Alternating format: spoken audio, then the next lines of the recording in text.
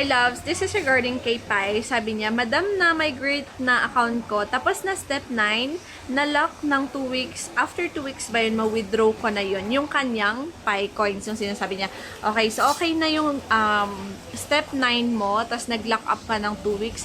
I-wait mo yung 2 weeks niyan, loves. Kapag na-unlock po yung coins mo or yung Pai coins mo, dito siya pupunta. So, dito mo makikita yung lock up mo. And then, kapag nag-migrate na siya, after ng lock up 2 weeks, dito siya pupunta sa migrations. Okay? Pag naka-lock up, ganito itsura niyan. Ayan, nandito siya sa taas ng available balance po yung Pi coins natin.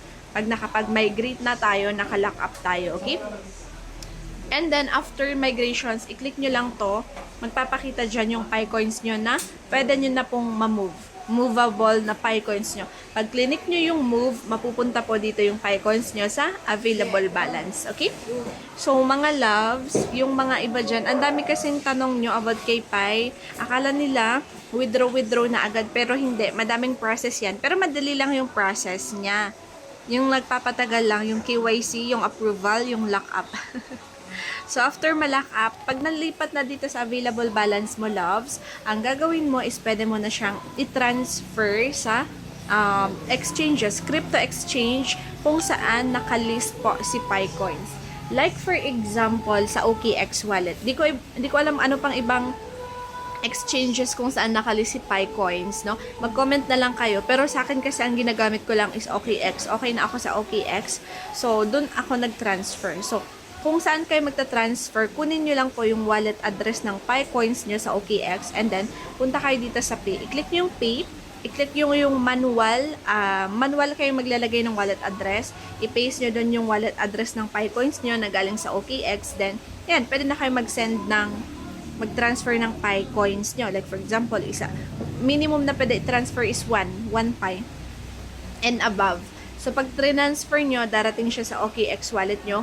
And after that, I think kailangan nyo pang i-exchange, i-convert into USDT before nyo siya ma-sell at maging pera. At mapunta sa GCash or bank accounts nyo. So, ganun yung process niya.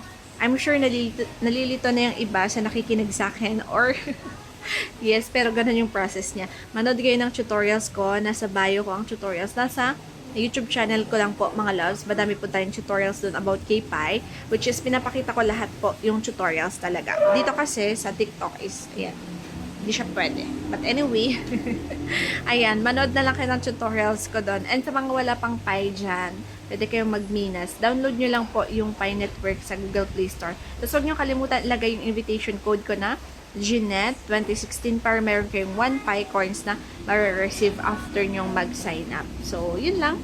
I hope nasagot yung question mo, no? Pag hindi, mag-comment ka pa, sasagutin natin yan.